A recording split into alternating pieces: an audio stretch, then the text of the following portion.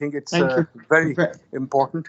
We've been trying to talk to a few ambassadors, trying to find out what's happening around the world, because as you can see, Pakistan needs to learn a lot from the world. So it's extremely kind of you to give us the time and tell us about Germany. There are very many questions that we have about how the corona is adapting across the world, evolving across the world, and what the different responses and approaches are, and how you can help us understand what's happening. We at the PIDE, as you've been seeing, we've been trying to do the analysis, inform the government, and we are pushing very hard that we should learn about the corona from the rest of the world and advise our government. So with that, Ambassador, I welcome you to PIDE, to Pakistan Institute of Development Economics, and we'll really be very happy if you can tell us what's happening with corona around the world and how we should be thinking about it, especially in Germany. Thank you. Go ahead, Ambassador, the floor is yours.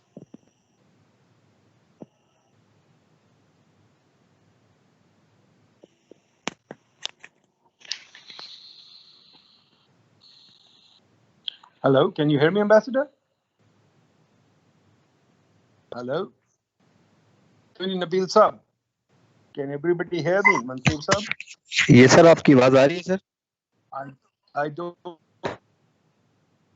think the ambassador can. Yes. You now. You can hear me? Okay, Ambassador? Yeah, I can hear you. Okay, Yes, go on. Well, for joining us. PIDE Pakistan Institute of Development Economics has been working very hard. You visited us once. We have been working very hard to try and stay ahead of the corona crisis, inform our government as to what we can do and think about the corona crisis. So we are trying very hard to learn from the rest of the world. And we've had a couple of meetings with other ambassadors before.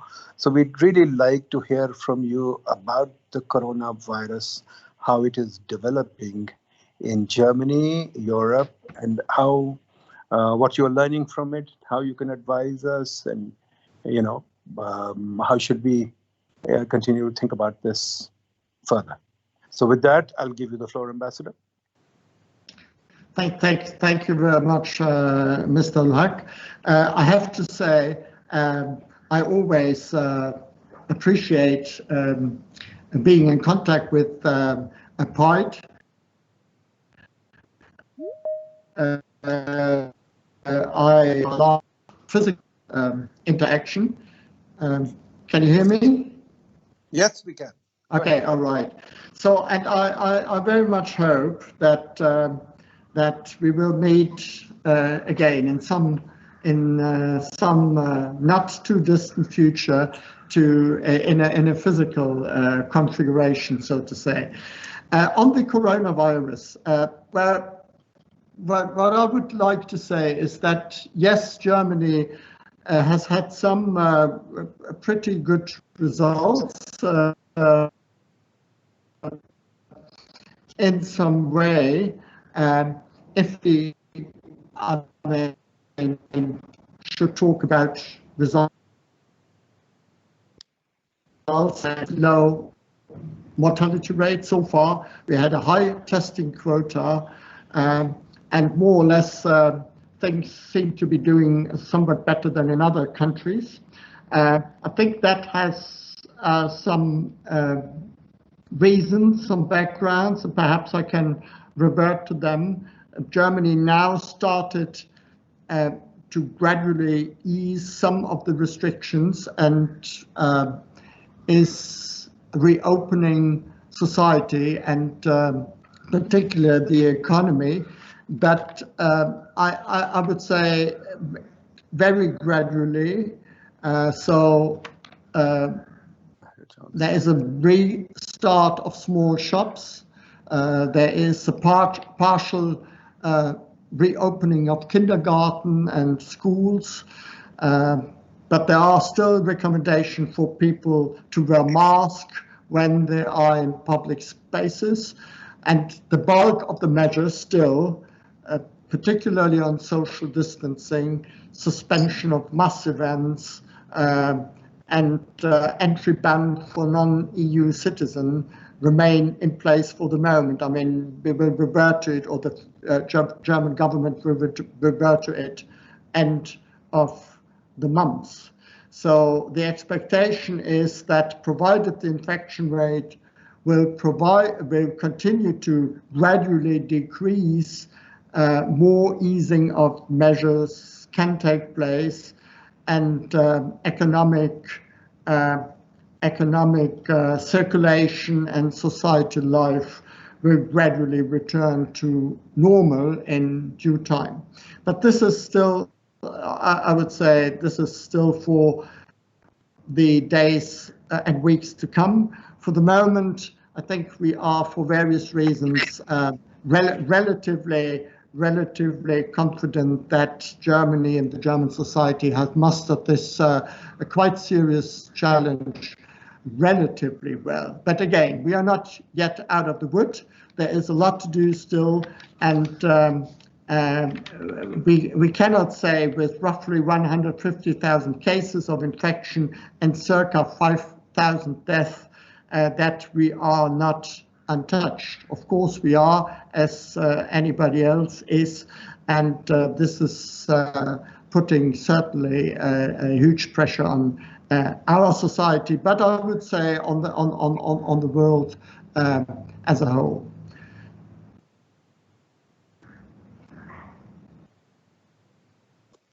Mr. Schlagheck? Yes. All right.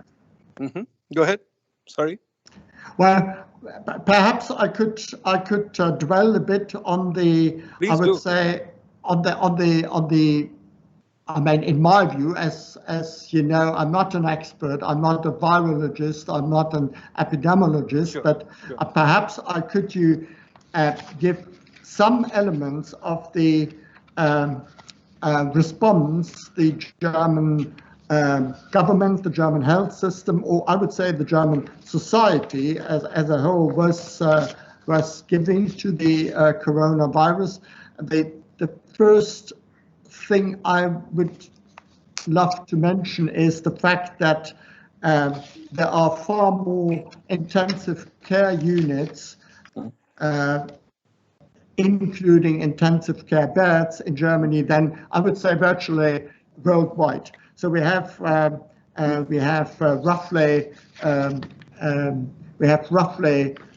33 intensive care units, intensive care beds per 100,000 inhabitants, and I think we are topping the list of countries worldwide here.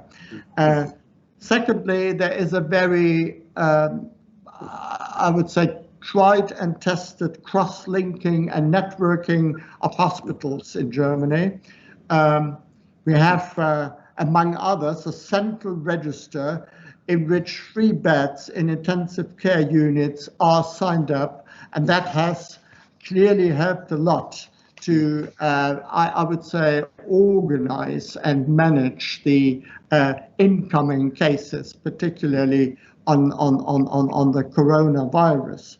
Then, and that is very often cited, we tested really a lot. That was one of, I would say, the first and the initial and the main elements in our, so to say, defense strategy. We tested roughly 2 million cases since the beginning of the crisis. German laboratories might analyze up to, I think, roughly 100,000 tests per day, and the federal government is trying to expand capacities further. Then we all know that all tests and intensive care units are to no avail if measures like social distancing as restriction of contact are not accepted and complied with in a larger population. And indeed, I have to say, most of the German citizens have played here by the rules. I would say since the crisis started. So all in all, and by and large, the German population backs the measure of the government, as can be seen among others in the approval rating for the German government, which are, I would say, astonishingly high in this crisis. I think the feeling is it's good to have a person like Angela Merkel at the helm of the government. She is perceived to be credible. She has a hands-on approach, and she is, I would say, she is, or her policy is tantamount to transparency and being close to the overall citizenship. There is also, I think, a great need, and I think that was also done more or less rightly in Germany, the importance of credible crisis management. So the question of trust in the government, it has certainly to do with the people who are, standing in front of the government and are speaking for the government, but it has also to do with the overall system. We have, as Pakistan, as other countries, as the United States, we have a federal system in Germany. All in all, I would say, in crises like these, this amounts to an advantage. I agree, there is some discussion on that, because of course, in a federal system, procedures are sometimes complicated. Complex decision-making is certainly more difficult than in I would say, in an autocratic or in a monochromatic system. But what comes clearly as an advantage is that decisions are being taken close to the people. So there is a kind of element of trust into the government, into local government, and that also was, I think, done despite some divergences of views when it came to individual and specific questions, but that was also done quite well in the German system. So I think the federal system has proven to be capable to withstand and inspire a government-based reaction to a pandemic like COVID-19.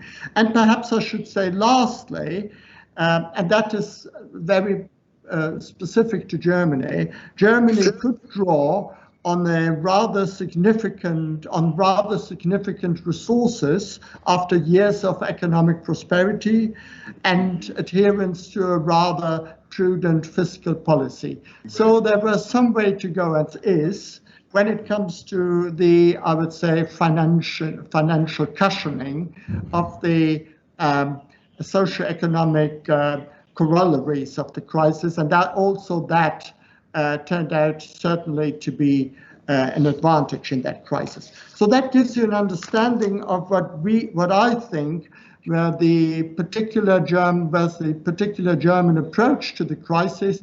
I think we had a certain head start because the virus hit us somewhat later than other European countries, and most importantly, we immediately started to test earlier and more massively than others. And then perhaps we can, and that is my last point because I already talked too much, but the very, I would say, a very substantive general point is we could rely on I would say, on a very tried and tested public health system, a healthcare system, particularly I mentioned that before, with intensive care units in hospitals. And I think this system, which is not that, I would say it's not that cheap, it's a rather expensive system. And there was, as in other countries, particularly in Western Europe and in the US, there were some discussions about the economic viability of such a, I would say, advanced and highly sophisticated public health system. But now in the crisis, that turned out to be a very, very reliable overall response mechanism to the crisis. So I cannot stress more the significance of a functioning public health system in Germany, including the cross linking and network aspect of it, hospitals working together, doctors working together. So that also contributed largely to the, I would say, relatively good and pretty good results we have scored so far. Thank you for the moment. Ambassador, if I may, let me ask you, I mean, many countries, including the US, UK, Sweden, etc., struggled with the decision, lockdown or not to lockdown. And we in Pakistan, as you are seeing, are also struggling with that question. The Prime Minister himself talks about the economic consequences of the lockdown. So there is a trade-off between lockdown versus health. Absolutely. And how did that debate take place in Germany? And what are the measures that you're looking at in terms of measuring the risk of the lockdown versus the risk of the economy? Because ultimately it is a risk-taking decision that the government is to take. So how did you people are very meticulous in doing this. How did this debate take place? And how do you measure the risk of lockdown versus the economy?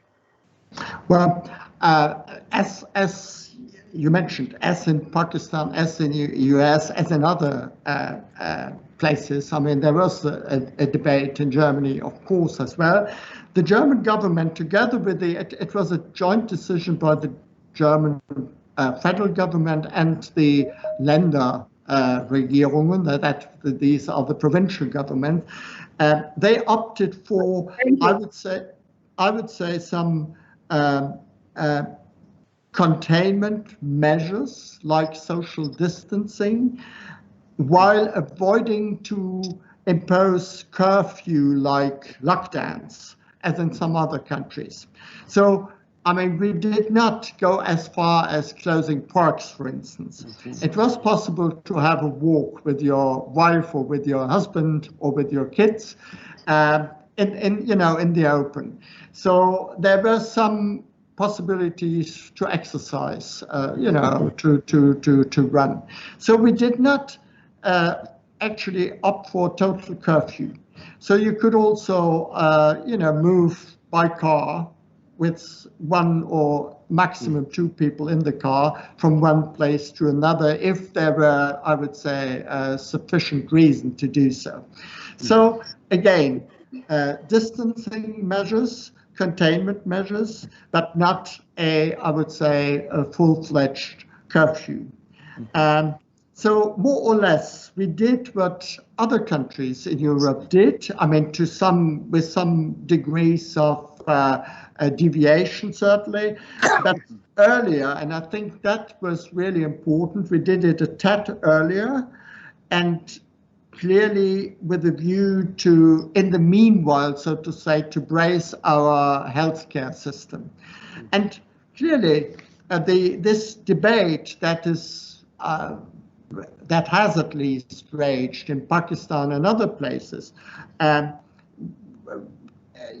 that trade-off, as you mentioned, between, on the one hand, the health havoc caused by the virus, and on the other, the economic meltdown through combating it is a very pertinent issue.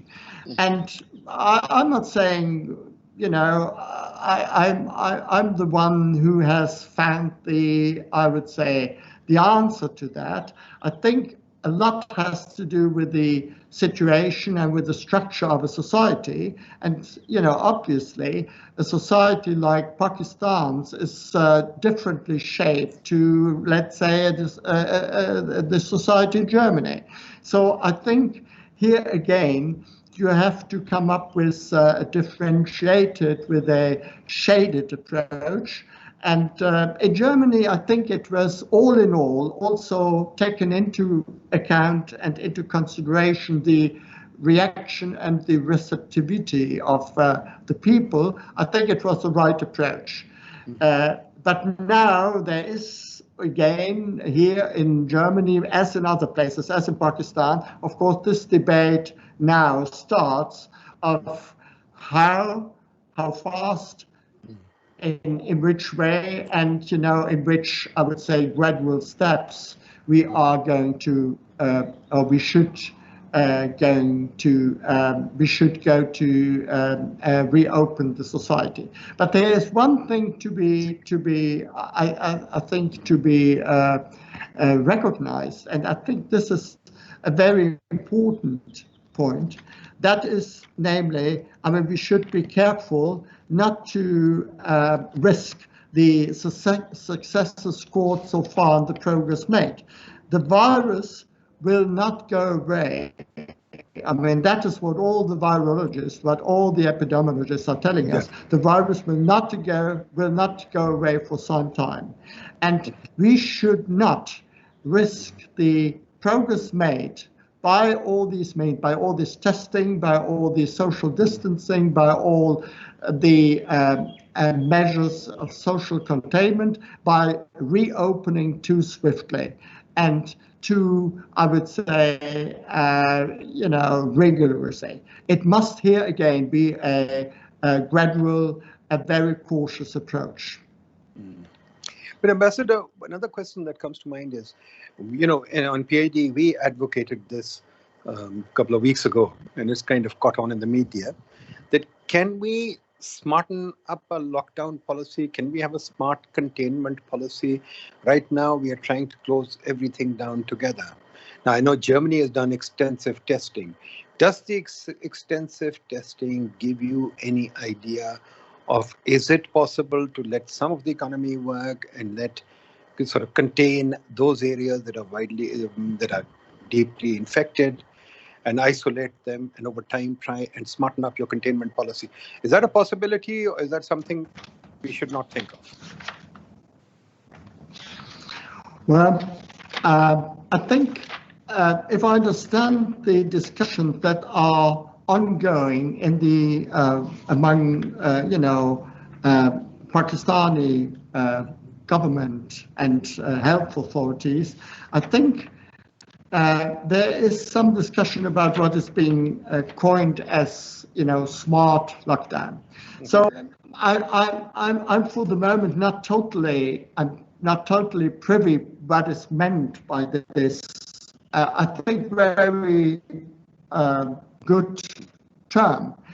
That my understanding is the idea is to differentiate between, on one hand, areas which still needs to be sealed off, where there are actually cases, and perhaps where there are even, a sort of increase of cases recently, and the rest of the areas which should be left, I wouldn't say totally untouched, but where measures of reopening of society and of business are possible.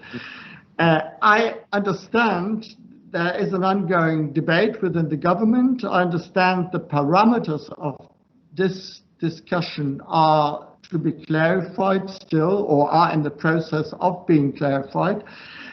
Basically, I think it's the right discussion because, the necessity to avoid harming the economy further must be considered in as I said before, in a gradual approach.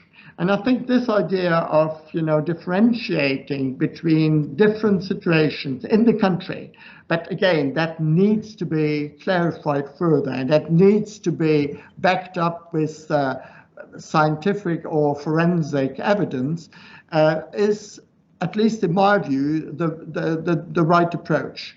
And I very much hope, and there are a lot of indications for that, that process within the government is indeed a very coordinated effort on, let's say, on the vertical levels. That would mean between the federal government and the provinces, and also horizontally, that would mean on the civil military side.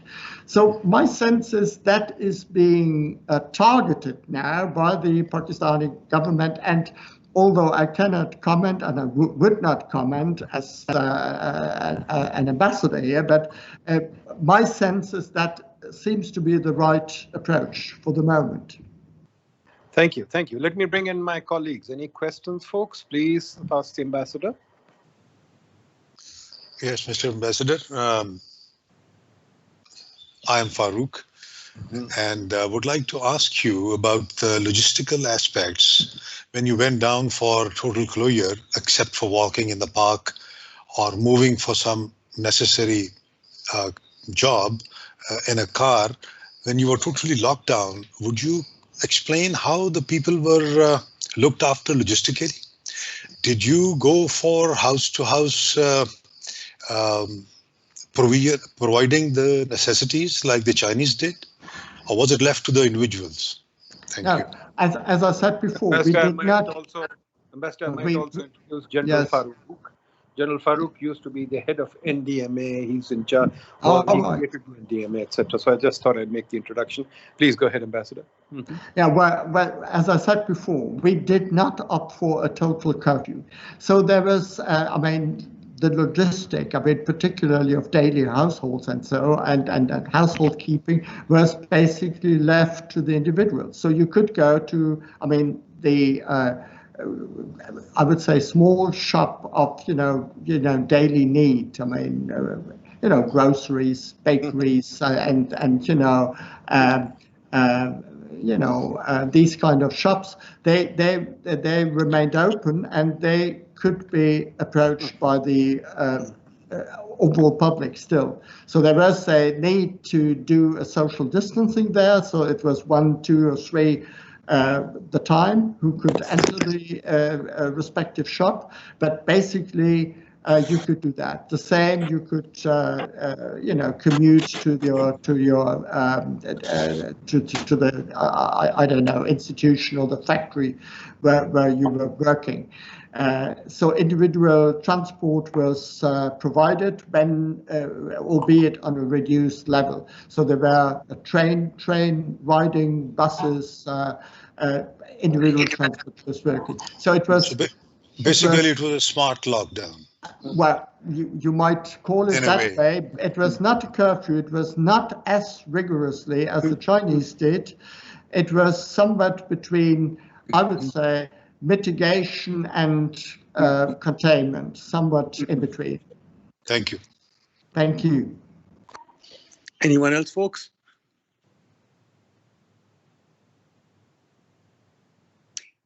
Okay, then Ambassador, let me ask a question if there's nobody else. Hello, anybody else? Yes. I have a question. Go ahead. I have a question. Go ahead. Mm-hmm.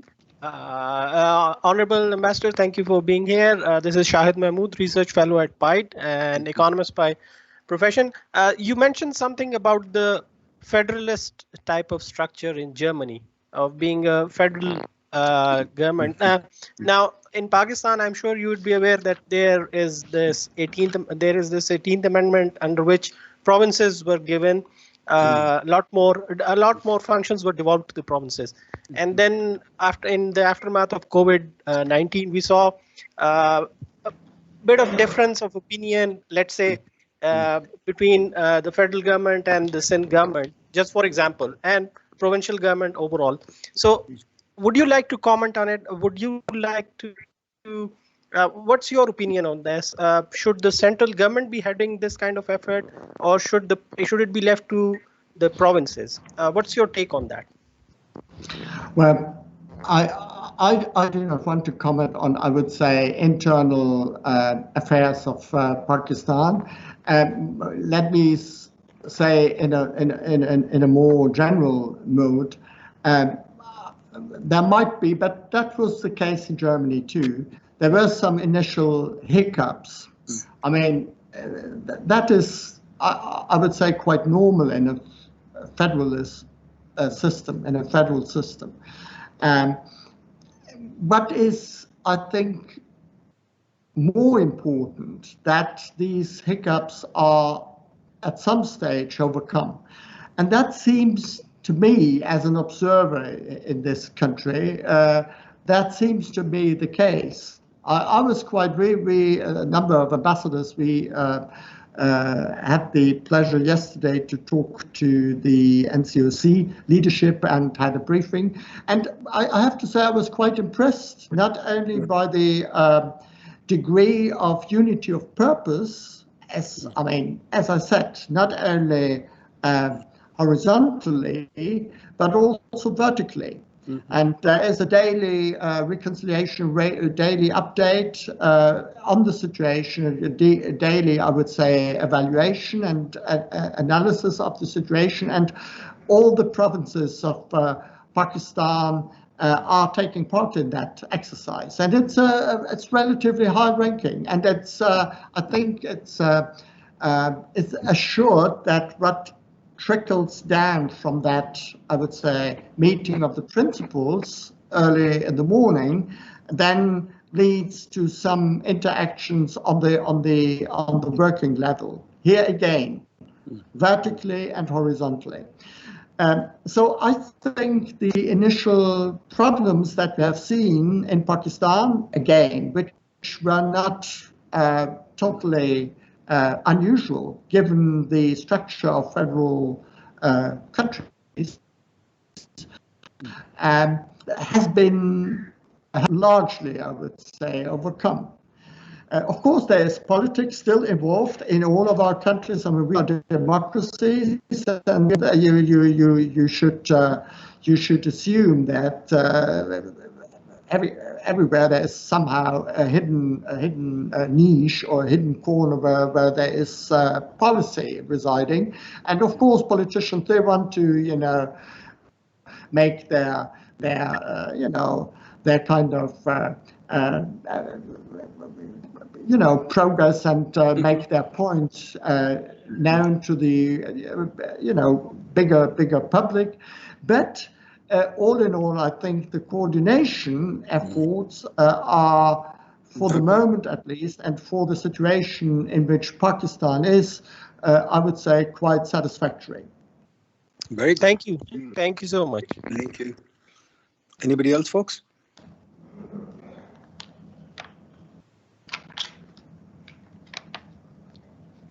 Okay, Ambassador, let me ask you another question, very short question.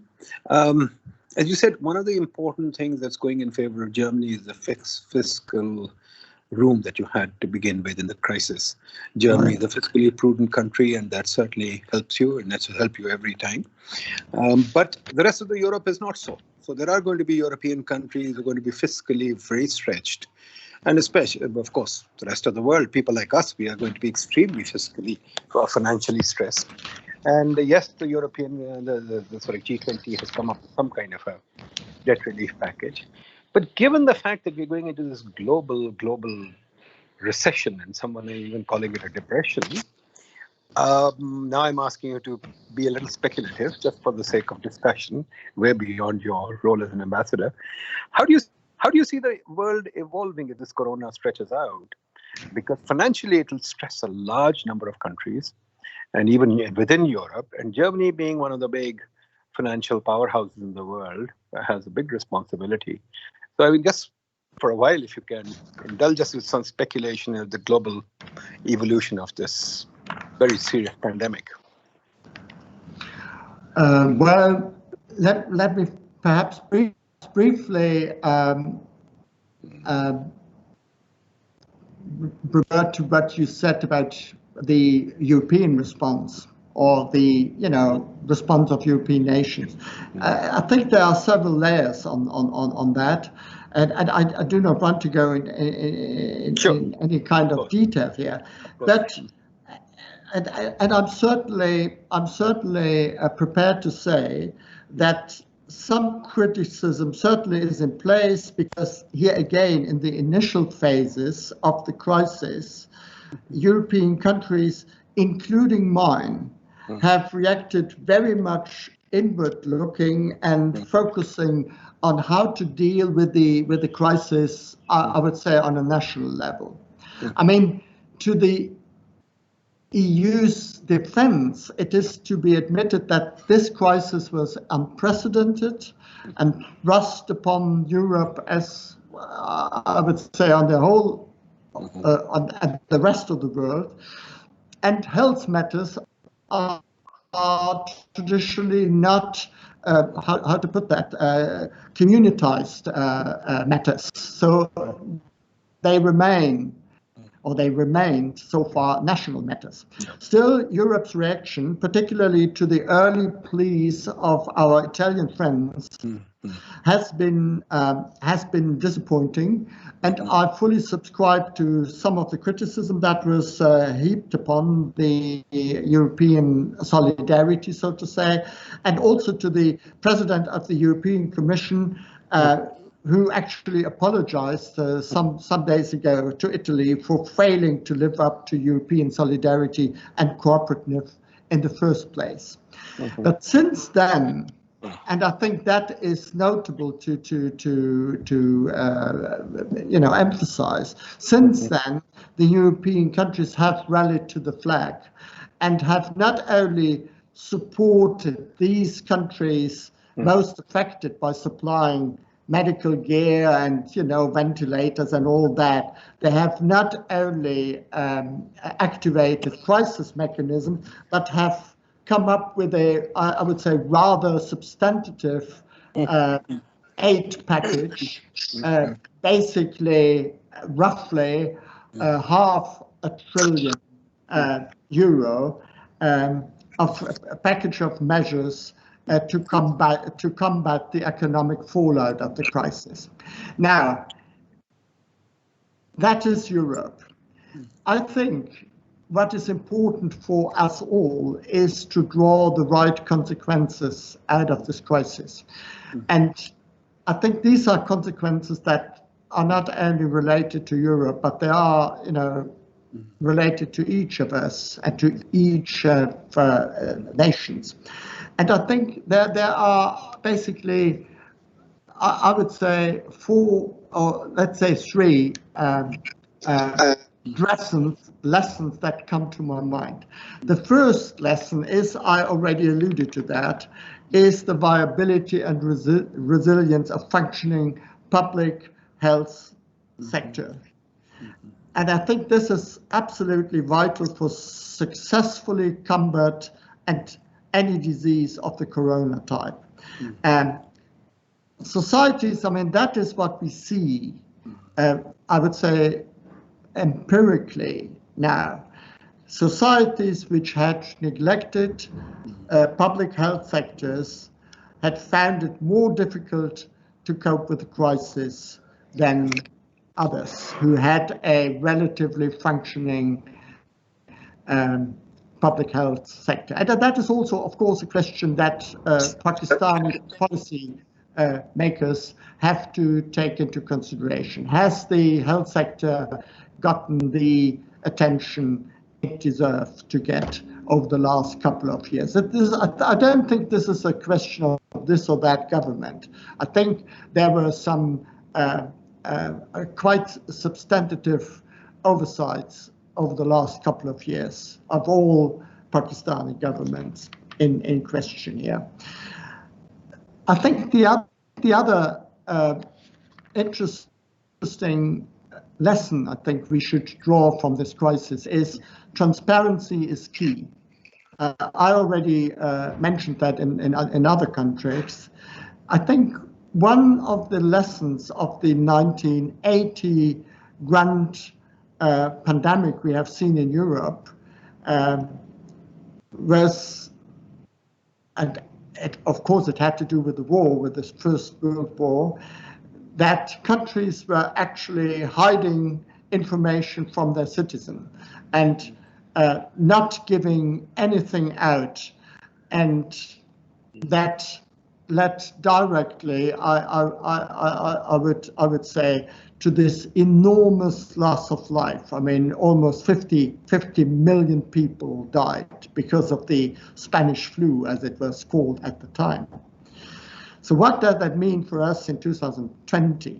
I think the success in fighting the virus and accepting indeed wide-ranging restriction of civil liberties and entitlements rely very heavily on trust in government, and this trust can only be upheld if citizens are kept transparently abreast of the situation and are not misinformed.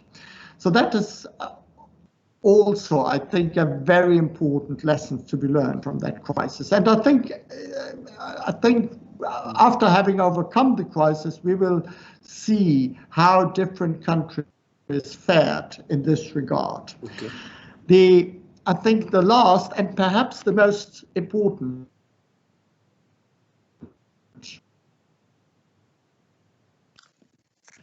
lesson I would draw from the crisis is that despite, you know, some increments, we have seen a number of crises over the last, I would say, century. I mean, I mentioned the Spanish flu in the 1980s, but there were political crises, economic crisis, the Great Depression in 29. But what it actually distinguishes from the crisis in 2008, the financial crisis, was that in 2008, all the countries at the time mustered their capacity to fight the challenge jointly. So it was a coordinated, it was a very difficult process. I was somewhat involved at the time. It was a very intricate and very subtle diplomatic and political process, spearheaded at the time by the G20, but I think it's a lesson to be taken in. So I'm absolutely against geopolitical turf war at the moment. And I'm absolutely of the opinion that that is not the time to undermine international bodies like the WHO, which, as we all know, is far from perfect and certainly not beyond criticism. But what we need to focus on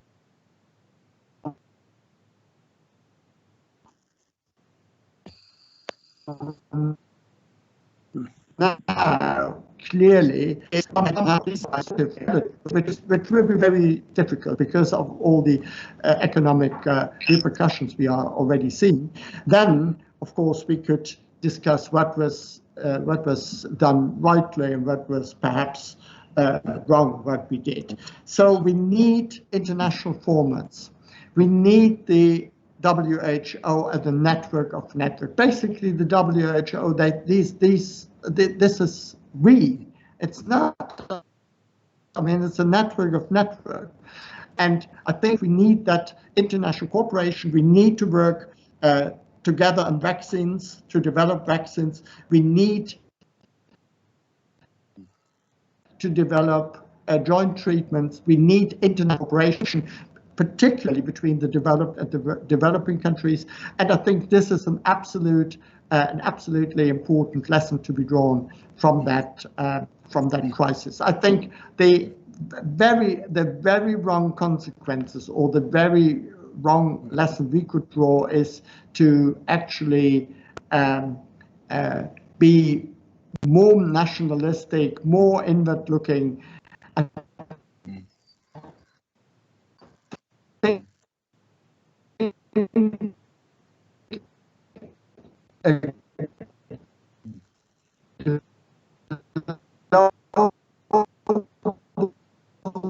Pandemic can be political means and by global. Yeah. Hello. Yes. Yes. Ambassador. Go, because I'm sure you have a very busy schedule. I share with you this deep sort of remorse at what I feel that unfortunately the world may be heading in the direction of closure, in the direction of xenophobia, and that we will see a much longer prolongation of this crisis because people will want to now close doors and not trade. And we've seen so much gains from trade over the last 100 years. And I hope it doesn't happen. So I share your concern. But finally, just quickly, can you tell us, we are looking towards countries like Germany to give us research to get out of this corona crisis.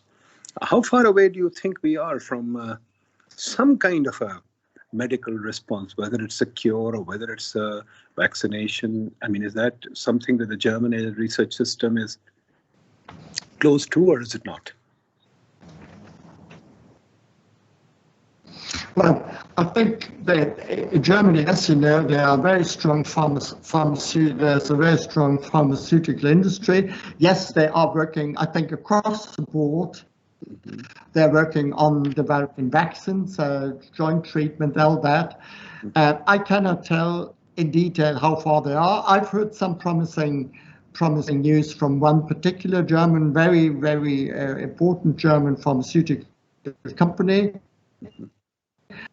That is also represented, but I'm not privy to the details, and I cannot really tell. I've heard the earliest, but that is not that is not news that come from Germany only. I think the earliest possibility for having a vaccine is early next year. That is what I've heard. But again, let's hope for the best. I think to combat and to fight this virus comprehensively, we need indeed a vaccine. Otherwise, we have to muddle through. And my concern somewhere is, and I think that concern is being shared by the WHO and others, that we relax our containment measures too early and get then a second or third wave, particularly in a time when, let's say, later this year, when there is this usual flu season, at least in Europe and in the United States. So I would say the Northern Hemisphere, and both combined could then actually lead to even a complication of the situation. But again, I'm quite optimistic that governments all across the globe are very responsible, are weighing their option very carefully, and despite pressure, which I fully understand, and we talked about this trade-off between, fighting the virus on the one hand and not stifling and actually the economy. These are very difficult decisions to be made, but I'm quite certain that the government I see are responsible enough, forward-looking enough to make the right decisions and do it in a way that is acceptable to the bulk of the citizens, because that is also, I think, of utmost importance. You have to take population, citizens, you have to take, it's, you are on a very difficult trajectory. So my hope and my expectation is that governments across the world are aware of their responsibility and are living up to this, I would say, very important task. Ambassador, thank you very much. You've always been a friend of the PID. You've always been a friend of Pakistan. So we really look forward to your leadership and for you helping us through this crisis. We certainly hope for a better world and a quick vaccine. Thank you, Ambassador. Thank you very much, Dr. Schlagheck. And again, as I said, in a physical fashion. Inshallah, and all the best. Thank you very much. Thank you. Bye-bye. Bye-bye. Thank you, Ambassador. Thank you very much.